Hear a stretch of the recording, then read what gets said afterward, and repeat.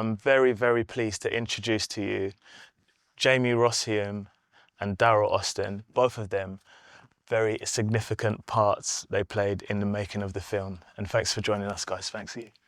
Nice for coming along. I appreciate that, man. I mean, where do I start, you know? I watched the film at the Odeon in the West End on Tottenham Court Road, along with a lot of other people from our scene. And frankly, I had a great time. You know, I had a really good time watching the film, and I must say I was very, very impressed with it. Yeah, thanks, man. I know you put a lot of work into it, both of you, and I'd like to start off to kind of like by saying, how did you actually meet up and decide that you were actually going to make the film in the first place? Just take me through that process first. Well, 2011, 2010, Nicky put me in contact with a guy called Matthew, and he wanted to do a radio documentary. He was currently doing a course, and a part of his course was to do a full show, and he wanted to do about Steve. So he's reached out to me, and I was just enthusiastic because no one had approached me to do anything like that. While we was doing that, we came across Uncle Doug's, and Uncle Doug's gave us the platform to put the show, the whole basically hour-and-a-half show, on his 3-hour show, and gave us basically the whole day. We trended, and it was sick. You know, it was a Stevie Hyper D day. We kind of coined it, and it went really well. And about 4 or 5 months before that, I reached out to Jamie on Facebook. He had his Beat Culture page. What year are we talking here? What would you say, Jay? 2012, yeah? 2012, right, yeah, okay, yeah. wow. Olympics, wasn't it? Yeah. And I reached out to him. I'd seen his Beat Culture page, and Kalashnikov had just come out with some new music. He had some clips of Navi, like doing a kind of film interview type of thing. I was like, right, this guy looks fresh. So I just hit him up, like cold call, and they said, yo, I'm Stevie Hyper's nephew. See some of your bits. We're working on a radio documentary. Like, curious if you'd be interested in maybe doing anything. He messaged me back and says, like, yo, yeah, that sounds like really interesting. I'm currently working at the Olympics. I'll hit you up after. So he went cold for about 2 months, obviously because he was working. And then we met up for winter, wasn't it? Just November. It was just before I left to go to Canada. I was moving to Canada at the time. And it was just before that, so it was like September 2012. And I said, look, I'd love to do this, but manage your expectations. I'm away for a year, so we can start like doing development work on it. And while I was in Canada, Darrell and Matt did this radio documentary. And I was sat in Canada, like near Vancouver, a place called Whistler. And I was listening to this radio documentary, and I was like, this sounds like a film. And it was like 90 minutes in length. And we were always talking about doing like a short film. And this was like 90 minutes. I was like, I could see visually what they were trying to do, even though it was like an audio thing. And at the same time, the documentary Searching for Sugar Man came out. A great documentary, And it was on Netflix, and Netflix was like very, very early days of Netflix. There was about 2 films on Netflix. And so I was like watching Searching for Sugar Man on repeat with this radio documentary on repeat, going, I can make the next Searching for Sugar Man. That was like my mission, basically. And then we were talking. I kept calling Darrell really randomly from Canada. He's like, got an idea. He's like, who's this random guy keeps calling me from Canada? I only met him once. Yeah. It's like on his case. He's like, why is this guy calling me? And then when I came back, which was nearly a year later, as in July 2013, I was like, let's do this. And he was just like, yeah, sure. And then we properly started developing it in July 2013. Wow, that's incredible. It's funny how just from the most simplest connections, like where you've come from, like since that time. I mean, I remember in the opening of the evening, rather than the film, you were saying that it took like 12 years to make, and we were having that conversation the last time you were here, discussing about the amount of people you would have had to have interviewed and who you did in the end interview. How did you find it, like getting the access to speak to people and building out the story essentially of Stevie's life? That's a good question. I think primarily, because Darrell is family. I think for me, it was always, even the sort of first iteration and the first cut of the film, basically we were doing, it was sort of Darrell, not necessarily so much at the centre, but he was definitely kind of lead or key character. So it was always, like, in my opinion, it was always, or my vision for it was always Darrell first, then Nicky, and then kind of Darkus, like, closely followed after with the three key characters basically of the film. And so the access we kind of built was around that. So we made sure that those were the first, or in and around the first three interviews basically we did. And I said, there's no point making this film if we don't get those three interviews like up front. And actually, in the first 2 days of shooting, we got those three interviews up front. I'd imagine that would be important to, if you're going to make a film about someone's life, you want to have the grace and the sort of like love from the family as well. So I'd imagine for you, Darrell, when I mean, well, I don't want to imagine, actually. I'll ask the question. How did you feel about being on camera, making a huge assumption that it was probably your biggest role to date? I'm a person that kind of likes to be in the background. Right, okay. And originally, Jamie was just saying, yeah, I'm just going to do shots of you, and then you'll record you talking, and it won't kind of be... Like, so these shots where you see me hugging Nicky and stuff like that, that was kind of... I'll let the cat out of the bag now. It was kind of... Stuff like that was natural, because, you know, but then when it came to him, Jamie saying to me, you know what, we need you to be a bit more on the camera and stuff. Right, I'm okay. thinking, yeah, I'm not sure about that. You're with me, and I think it took Jamie maybe a good 7-8 months to kind of... To get you around. Yeah. Right, yeah, okay. yeah. That's interesting, yeah. And that's why I asked the question, because not everybody, just because somebody wants to make a film, just because somebody likes the idea, doesn't mean that they necessarily want to be on camera. Yeah. I mean, I found you on the film to be, like, it was significant, and I think it was important that you did play that role, because looking at the rest of the family, and your age now, not your age then, but your age now, I think you were the perfect person to kind of like drive the film in the way how you did. You know, mixed, Jamie did it amongst the other characters. Well, I say characters, but yeah, they are characters, but of the other interviews, etc. Jamie, you know, obviously you spoke with Darrell, you spoke with the family and what have you. Where did you go from there with regards to the planning of the film itself? Did you even have a plan?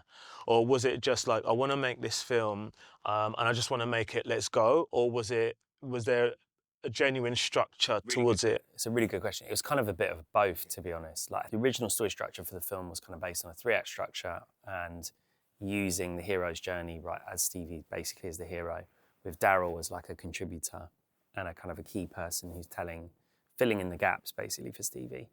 And then latterly, like when we decided to go back and shoot more, which is when the film got a lot more complicated and layered, we started using a different story structure and applying that different story structure to Darrell whilst keeping the sort of the essence of the 3-act structure and the hero's journey. And but there was a lot of it that we planned, but because of our inexperience, and it was all like a pretty young team or junior team kind of like working on it throughout, a lot of the stuff that we planned kind of sort of fell out and went out the window. But the actual shooting of it was quite well planned. We focused, like, in the first 3 days of shooting on getting like the kind of the first key people, key characters, which was Darrell, Nicky, Darkus, and then there was other key contributors we wanted in there. Skibber, God rest his soul, Navi, Bionic from London Posse. So there was a kind of a sort of handful of people we wanted to get up front, and we changed the name of the film really recently, about 6 months ago. Originally it was called The Hidden Influence, and it was much more about Stevie's influence outside of jungle and drum and bass, and proving the point that he was this really influential figure, like, in UK music in general. So we planned the shoot around getting those key people outside of the jungle drum and bass world, so like the Bionics, Pavan, Mega Man, and then obviously Andy C from a sort of general kind of like broad point of view. So in answer to your question, yes, certainly from a production point of view, my background is I'm a producer, so the organisation of the shoot was like, I wouldn't say straightforward by any means, but it was more within my comfort zone.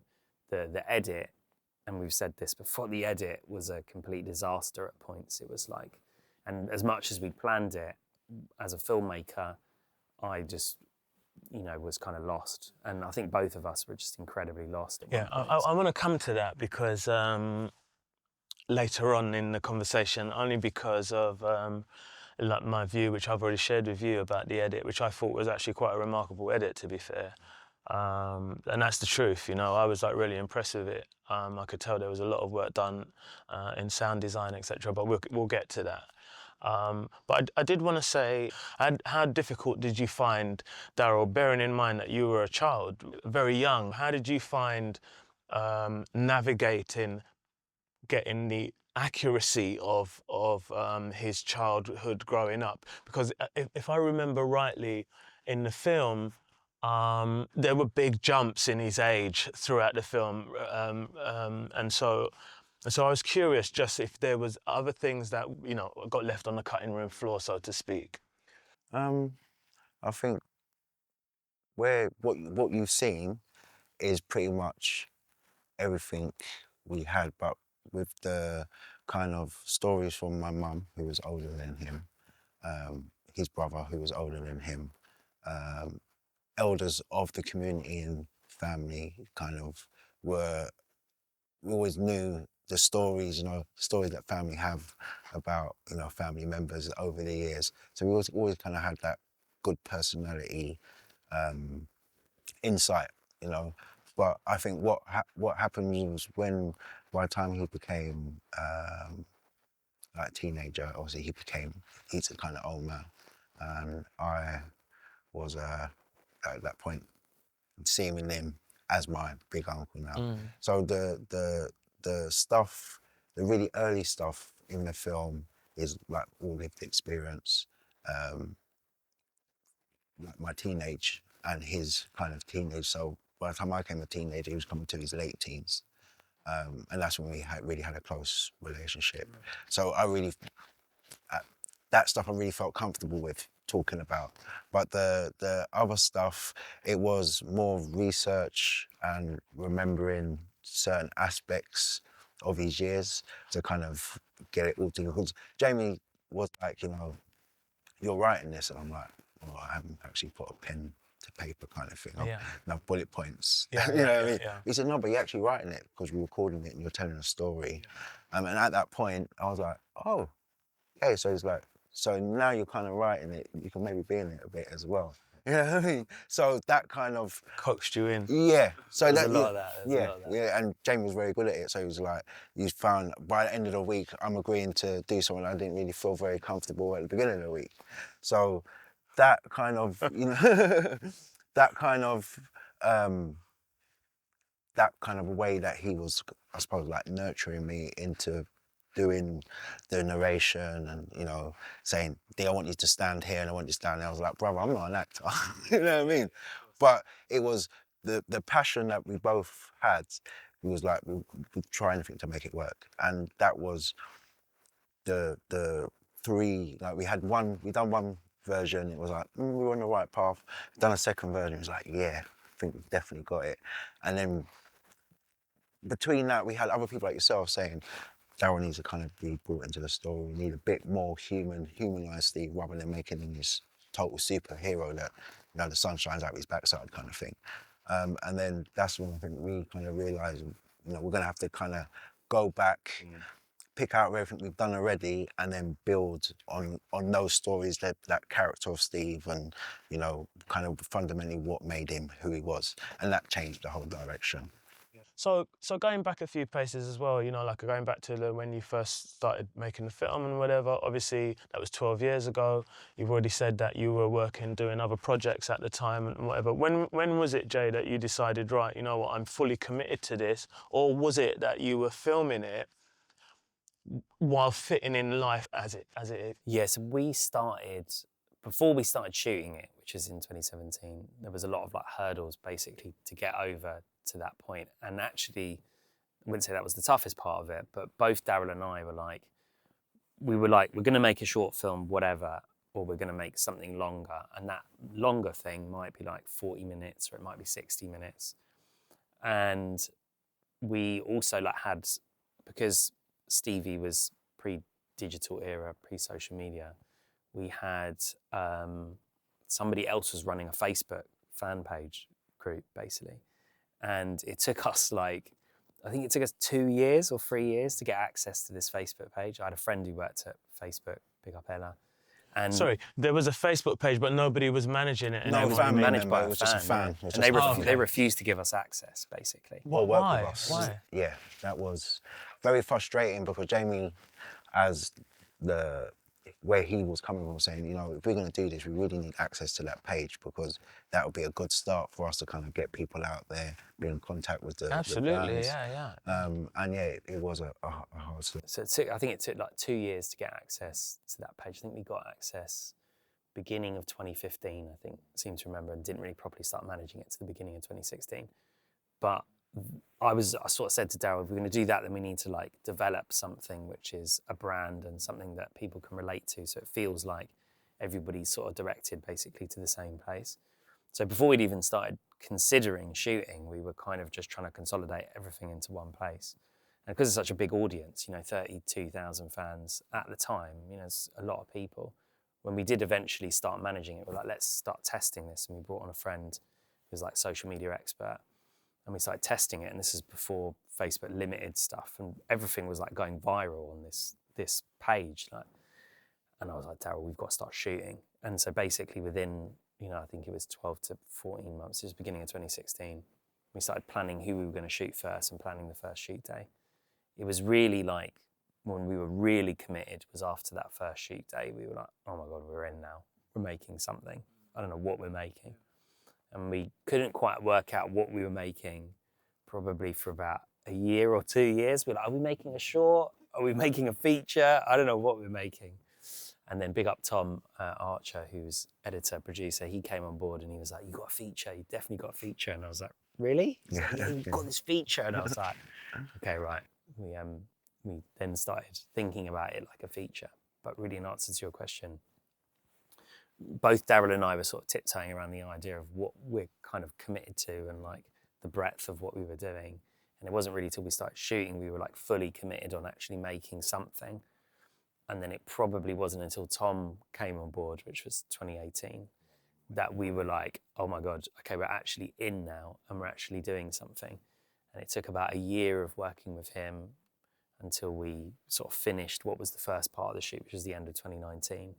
And then we started cutting it in 2020, and the rest of the sort of process was kind of history, so to speak. But So you've been in the edit, or at least starting the edit for over the last 4 years. so so the bulk of the edit was actually done. The offline was done in sort of 3 chunks. It was done sort of March to June / July 2020. We took a break. But then again, sorry to interrupt you, but then again, we had the pandemic, didn't we? Exactly, Yeah, exactly. yeah. So we had that time, and actually, despite obviously what was going on in the world, that was a real kind of gift for us, because actually neither me or Darrell or the editor we were working with basically at the time had anything else on other than doing this. So we had a solid 3-month period where we sort of got the first and second cuts that basically Darrell was talking about. Then we sort of started sending it out to kind of our extended team, you know, like Nikki, Doug's, executive producers we were working with, to get feedback. Sent it to a couple of industry people just to get feedback. And then everybody said, as basically Darrell was saying, let's explore like the Darrell and the sort of the family angle more. And then we then did a couple extra shoot days on top of like what was the bulk of our footage. And we're about 11 kind of shoot days. And then started recutting it, completely recutting the film. And I mean, completely recutting the film in January 2021. And then it fell apart, and I cannot, you know, when you're in the edit on something. And we were just overwhelmed by stuff. And then, but whilst being overwhelmed, we got access to like Jammer and Ronnie Size. We were like, it's Jammer and Ronnie Size. Toby's at home. Yeah, Nobody's doing yeah, anything. yeah. So we were like, surely, yeah, of course, we're completely overwhelmed and we're completely out of our depth and don't know what we're doing. Of course, we'll go and shoot Jammer and Ronnie Size. It's Jammer and Ronnie Size. And so we went and did that.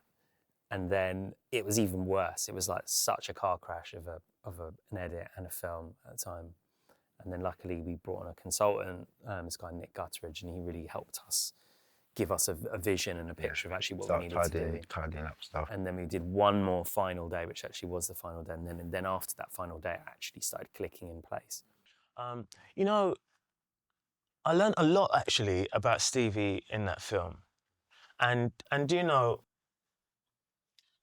although we obviously were around at the same time, you know, like, you know, give or take, I didn't know as much about his career as I learnt from the film. Yeah, You yeah, know, yeah. even his MCing style and all the rest of it, and his fan base, etc., and his record deals, and how much he had sort of grown as one of the first sort of like MCs to do that sort of thing. I noticed from the film that he was working with a number of different people, that those people I didn't quite recognise. Tell me a bit more about them. So Steve, kind of, by the time he reached about 16, 17, he was doing this kind of his sound with his mates and stuff. And in those days, you had lots of blues parties. So you could go from one end of West London to another end on a Saturday night and go to 3, 4 parties, maybe more. So Steve had kind of formed a little name on that circuit, and he came across these guys called New Tech. And there were 3 of them, and they were kind of that new style of DJing. So there was that fusion where they were playing, you know, a bit of soul, bit of funk, you know, bit of reggae. And I suppose that was the beginning of the early hip hop as well. So a lot of hip hop was being played. So Steve kind of naturally gravitated to them. So at that point, I think Steve really clasped onto him wanting to be a rapper. Or, you know, be an MC. And the reggae thing was never going to work. And then you had like the Tipper Iries and all these guys had made that success. So it was like they were your pinnacle. And I don't think Steve knew, unless he was attached to a massive sound system, he wasn't going to reach that pinnacle of the Smiley Culture and those guys. So he accepted it and was like, you know what, I'm going to do a bit of hip hop thing. And then it was the same, you know, you sound American, but he's learning the art of rap, so he sounds slightly American. And then you've got the whole house era that came like 88, 89. You hear guys like Doug Lazy, you know, doing that kind of that American housey rap stuff. Hip house thing. Yeah, hip house, the Jungle Brothers, you know, our housey tune. And I think at that point Steve starts saying, well, I can do that, I just got to be a bit more English, a bit more British, and lose that American twang. And, you know, me and Steve often had, because Steve I would say, oh, that guy sounds American. He's like, no, allow him, man, he's all right, you know what I mean? He's doing his thing. So by the time 1990 came, New Tech had totally engulfed the house kind of scene. And they were like, Steve, you just be our MC. So that was like a natural progression that Steve kind of just went from hip hop into the kind of housey vibe. I mean, speaking about the actual film itself and the filmmaking process, yeah, as I said, we said earlier, you know, like I was really impressed with you know, like I first thing I was impressed with, which I clocked, was the sound design, and I was like, and to those who don't know what I mean by sound design, what I mean by that is what you're hearing essentially in relation to what you're seeing. You know, like sound design in an extreme example could be that a car crashes, but the sound that you hear isn't from that car crash, it's from something else. Yeah. All right. In this case, there was a lot of in the edit. I mean, they went hand in hand, in my opinion.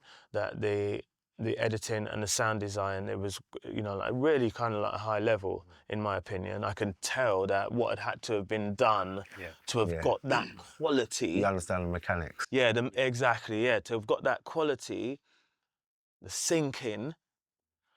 Tell me a bit about the challenges you might have faced having to go through all of that, Jay. So we were really lucky, and I've got to big up Alex Joseph, who was one of our executive producers on the project from a very hands-on kind of production point of view. Very experienced sound designer and has experience in sort of executive kind of production as well. And he was on the project like really early on before we started shooting. So he was just amazing to work with, and we always talked about the idea of kind of creating, like with those performances, creating like an immersive sort of experience with things. And if we do ever end up showing it in cinema, then a full-on like rave experience. Basically, you can hear the sound, you can hear the sound of the crowd behind you, and Stevie very much in the forefront and pushing the bass up, so it feels like you're in a rave. And he really got it. He's like a drum and bass friend of Darrell's a friend of the family, and he really sort of understood that right from the beginning. So even in our first early cuts, he was doing kind of variations of like a sort of sound design mix basically on it. But it wasn't really, and even the festival cut, we'll call it. He'd done a mix on it. He'd done a sound design pass on it, and people were already impressed with it then. But it wasn't really until the last 4 or 5 weeks when we did the final mix, a place in Elstree with Alex's sound design, and then we brought on a final person to do the final sound mix, a guy called Alan Salabank. And the mix, when I was sat in the mix studio where we were doing it, and I was just like, this is unbelievable what they've done with him. And I said to Darrell, called him at the end of the day, so you're not going to believe what this sounds like. And while we're on the subject of technical things, the other part to it, which I thought was like, which everybody who is filmmakers in documentary will know, archive. You need the archive to really help tell the story. Otherwise, you've just got a bunch of talking heads. And I was like, I never seen this archive before, because every other film I've seen, it's been the same archive regurgitated.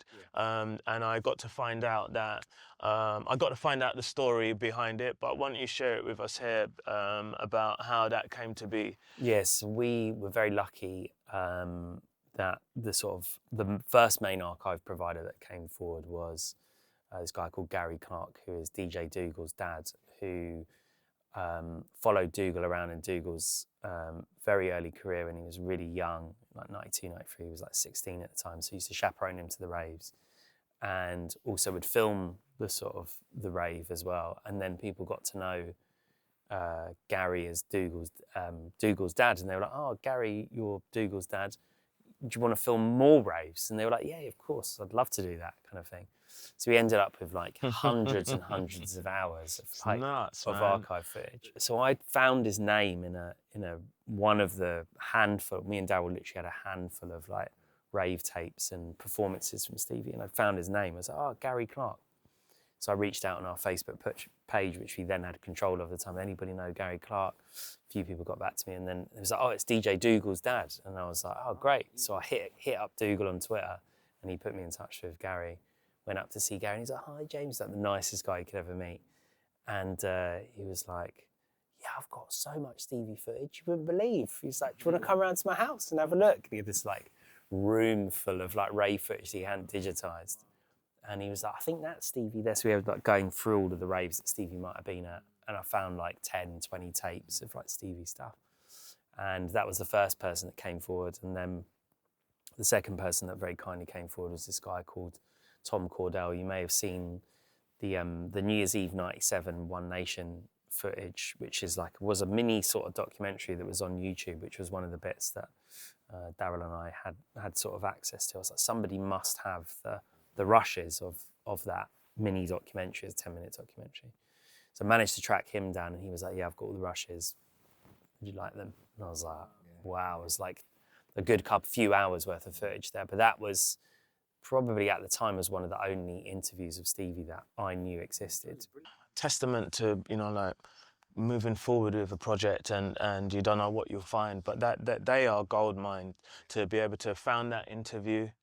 Like you didn't know it existed in the beginning. Yeah. And I think it served the film so well, considering that there was hardly anybody filmed back in the day. Yeah. And so yeah, I really thought that was really quite impressive, and it sounds like it almost fell into your lap. Yeah. There was one last guy who was like the final sort of piece in the puzzle, was a guy called Pete Roston.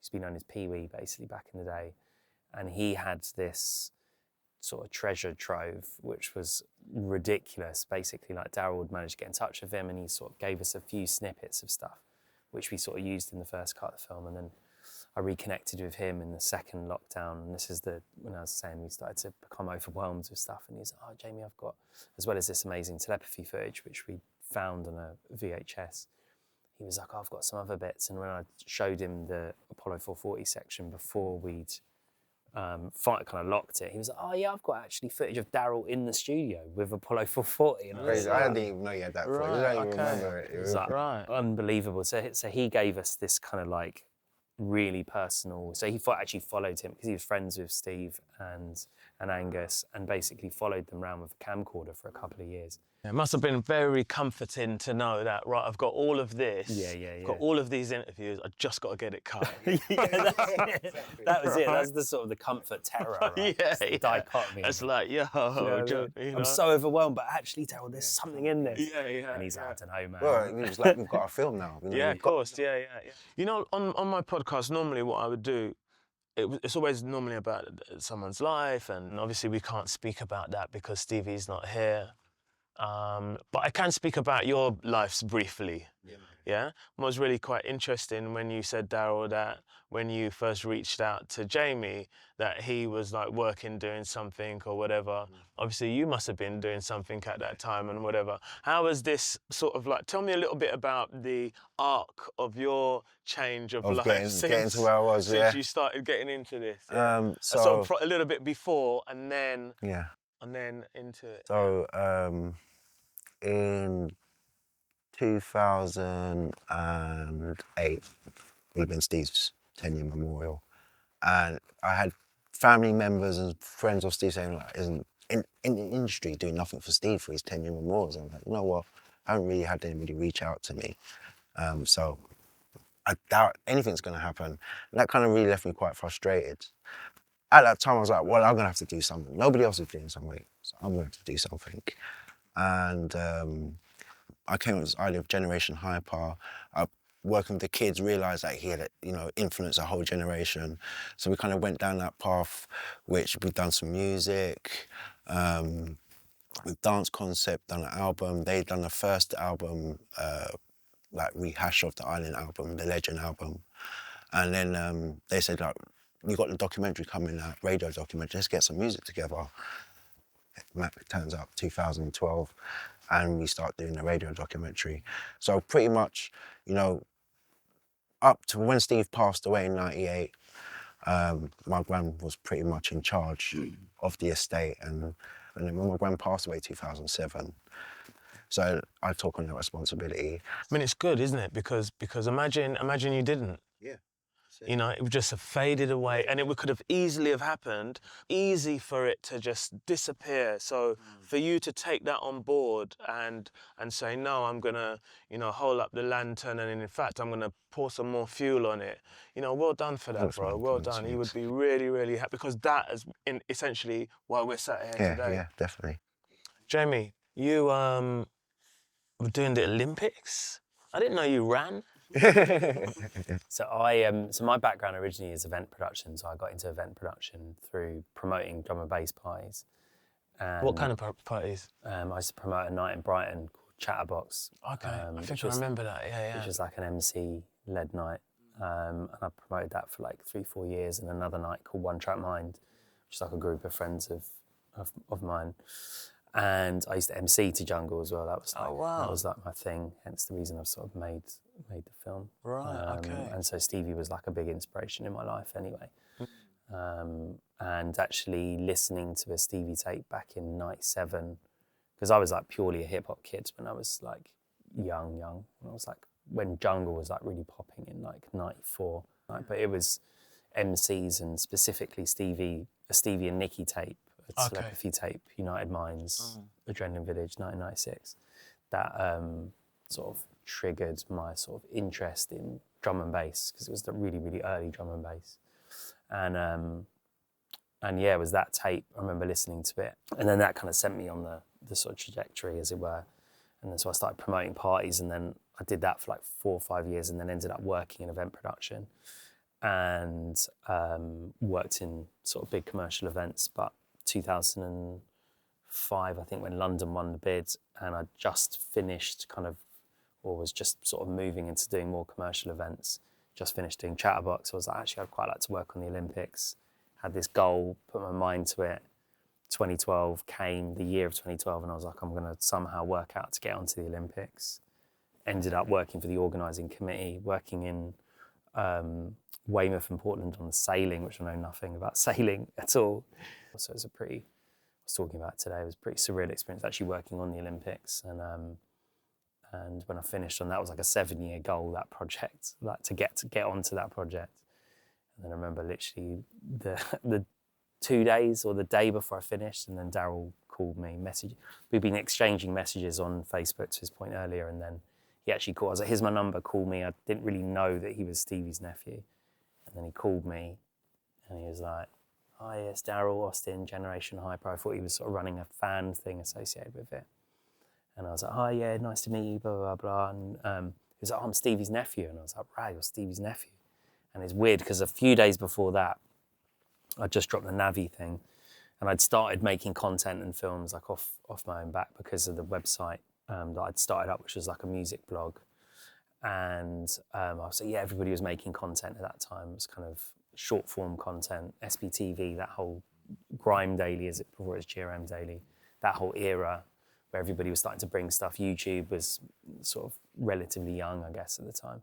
And I was like, I've got to start making content. And I'd known Navi from when I was promoting, so I made a short film on him.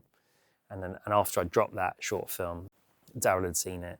And then when we spoke, he said, oh, I've seen your Navi thing, and do you want to do something with my uncle? And I was like, well, I'm about to move to Canada. And then sort of the rest is history. Right. I mean, every film, you know, it lives and dies by its distribution. Yeah, we all know that. Those who don't know that, you know it now, all right?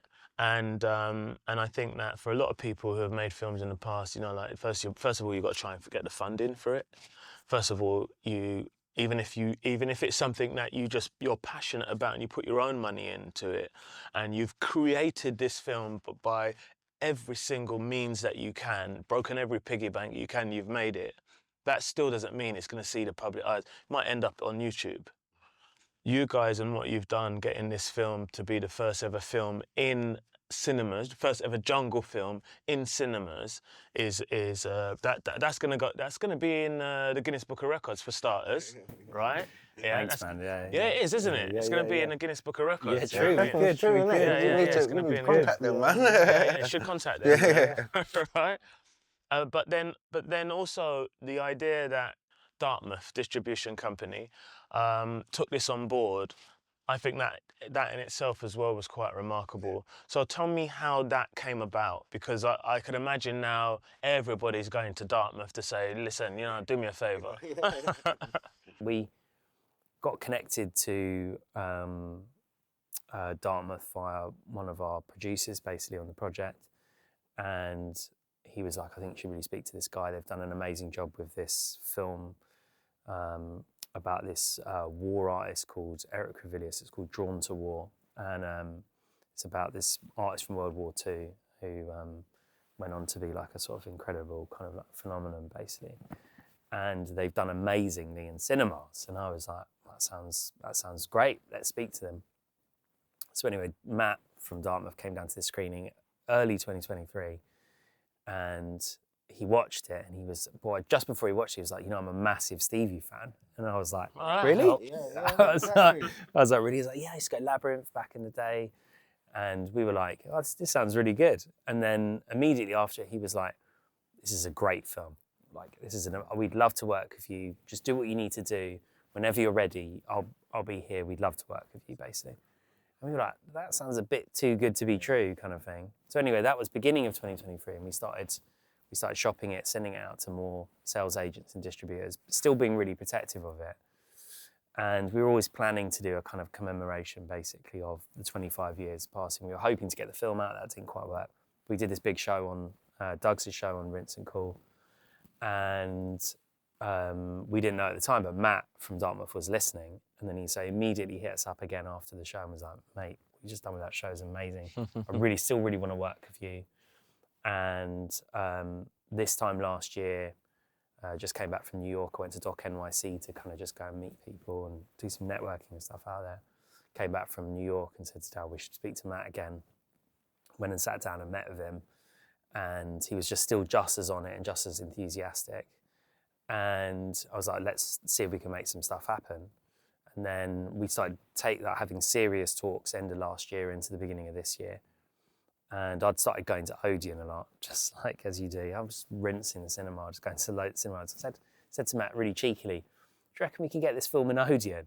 And he's like, I don't think so. I think that's a bit of a long shot, because the other film that he'd done, Drawn to War, was basically only, it was more of a kind of Q&A run. They did lots of Q&A screenings. They did it specialist screens, Picture House, Curzon, and then lots of independent cinemas. And so they'd worked with Odeon before, but not on this kind of style of release. And or I think they maybe have done one similar type of thing before the film that they worked on. And so he was like, "I don't know, they go for it, it's a music doc, blah, blah, blah, blah." Anyway, so he sent it to the head of programming in there, and she was like, "I love it. Right. Let's do it." And so that was like beginning of the year. And so we had like 8-9 months to plan the release, basically. But we had a finance gap we needed to close. We did a Kickstarter, which was another story kind of in itself. But yeah, Dartmouth were just like the right people, rather than kind of working with somebody who doesn't know the world and the culture. I think we needed to launch it with somebody I who think just that really was the understood problem it. that we was having. You know, we were meeting people in the industry, and they're like, "Oh, it's a bit niche. It's only like it's a subculture. You know, it's not a big. It's not hip hop, basically." For us, I think it was just really important that we had people that understood the culture, the time, the movement, and as well as the music. And, you know, whenever we kind of got in those meetings, we knew within the first 15 minutes, it was just like, yeah, these people are just giving us a bit of time, you know what I mean? Yeah. And then when we met Matt, that energy he came with was just like, I think this is the guy. But because it was still, we had the finance gap, we were still a bit winging it, really, Yeah, if yeah, to be yeah. totally honest. You know, we were saying, yeah, we can deliver all this stuff, but really back of our minds were like, wow, if they do come and put this on the table, it's on. By this film going in the cinemas like this, there has been this youth culture that has not only lasted this long, but, and for all its ups and downs, has now gone into the largest ever growth spurt it's ever had. Yeah. And so I think with what has happened with this film, I think it's to put a stake in the ground about this scene moving forward for distributors out there, anybody watching it as well, and anybody out there in the wider film industry that has looked at this as a niche industry or niche sort of like genre of music or whatever. Yeah. I Well, think you're going to have to rethink that. But before we go down the political line, let's stay on track. I know that this film, and there's so many similarities to other films that have been out, and there's so many things that separated it from them. But for you, what sort of films, if at all, inspired your style or inspired any sort of like attributes of this film that you had seen in the past? Well, before? there's a few shared, and then there's a couple sort of specifically to me as a director. But the few shared ones, talking hip hop, was a film called Stretch and Bobbito, Radio That Changed Lives, made by Bobbito Garcia and Stretch Armstrong, who are legendary New York hip hop DJ duo. And just the what really intrigued me, I guess, with that film, I guess it's the similar sort of thing we're talking about, that kind of parallel between like New York hip hop culture and like jungle drum and bass culture, I guess, in the 90s, and that whole kind of community of record shops and people coming together. That was a really big influence. The Wu-Tang documentary by Sasha Jenkins, which was, I think it's about 5-6 years old, Darrell and I watched pretty religiously, like lots of times. And I think with that, it's kind of the idea of kind of like these MCs kind of being superheroes, and how these kind of all these interconnecting worlds kind of like fit together. That was a really big influence.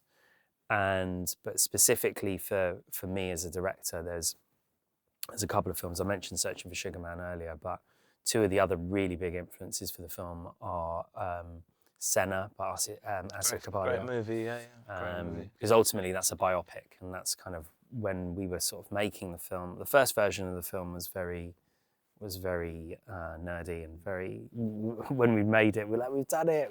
Sent it around to a few people. No, you haven't done it. But the version we sort of ended up making, we shot ridiculously high for, and particularly Senna was just such a huge influence because it's a tragedy, and the way they set the tragedy up at the beginning, we sort of do the same thing with this film.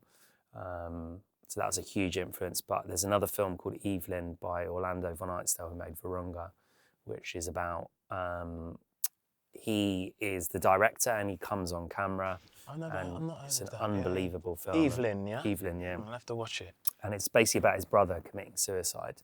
And he comes on camera and he tells the story as the director. And I think because me and Darrell are such a small filmmaking team, albeit now, in the past, over the years we've accumulated this amazing team of people, but at the sort of the core of it, it's just the two of us. And because he's put himself so front and center, like from a sort of visual point of view, but also as well from, I guess, from a creative point of view as well, kind of came into the process latterly. When I brought him through sort of visually, he then actually became fully part of the creative process, and as he says, like a writer. And so there was a similarity, I guess, in the sort of the style of the filmmaking with Evelyn. But Evelyn is ultimately about a family going through the process of closure, and they go through this on camera, and that's actually what we ended up doing with this film. Like, That sounds incredible movie. Yeah. So, but before I forget, there is one major influence Yes. that we didn't talk about, which was A London Something This, and we actually. It's not a bad name, actually. Not a bad one. But when we first started making the film, we just wanted to make a film as good as that, and that was literally the benchmark. Because I've got to say, for me being of that generation, when that came on TV, it was like, this is like our Top of the Pops moment. You know what I mean? It was like, I relate to this. I want to watch this. I'm going to make sure I'm at my yard. People had Radio Times in those days.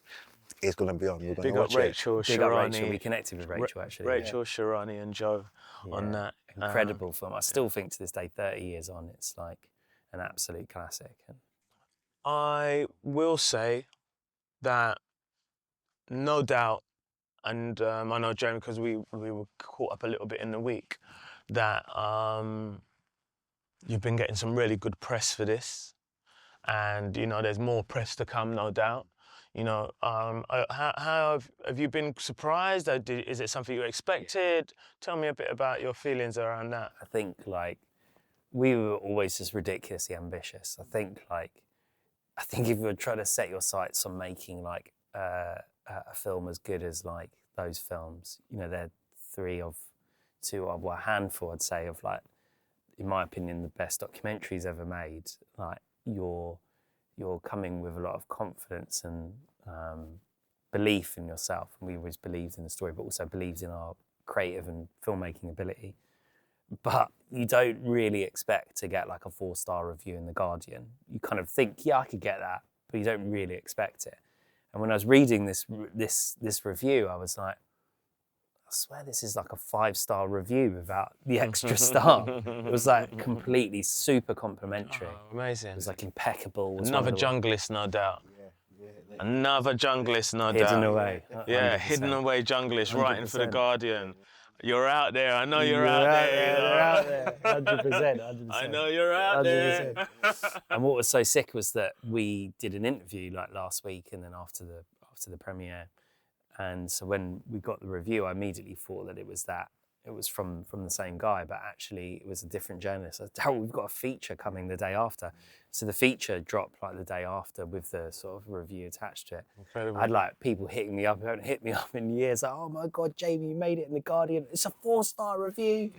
Except producers, I can't believe I'm over the moon for you. We don't even get 4-star reviews on our major films. And I was like, rah. That's pretty crazy. So, yeah, obviously we were ridiculously ambitious, but in answer to the question, I think, still completely blown away. Yeah, it's a complete, fantastic. A bit of a whirlwind, really, to be honest, but amazing. I just want to say thank you for turning up today, because I know you've got a busy schedule and it's about to get busier. By the time this comes out, the film will already be out. Yeah. So for anybody watching it, if you haven't been to the Odeon and got to the cinema and watched it, don't wait for it to come out on anything else. Get down to the cinema. Do you know what I mean? You might even see me down there, all right? See us down there, as a matter of fact, a group trip. But I wanted to say thank you so much for coming. And again, if I haven't expressed my gratitude for putting the film together and the work and respect you have from me for what you've done and the Wow, efforts big, you man. put in. I'm letting you know now that you know I'm really blown away by your Thank you. efforts, and I'm sure everybody who goes on to watch it will feel the same. Yeah, so thanks for turning Thank up, guys. you. I appreciate it. Thank you very much. Nice one, Darrell. Nice, man. All the Thank you best. for your Yeah, Thanks, time, man. nice one. Really All the appreciate it, best. man. Yeah, no worries. Cool. Okay, that's a wrap.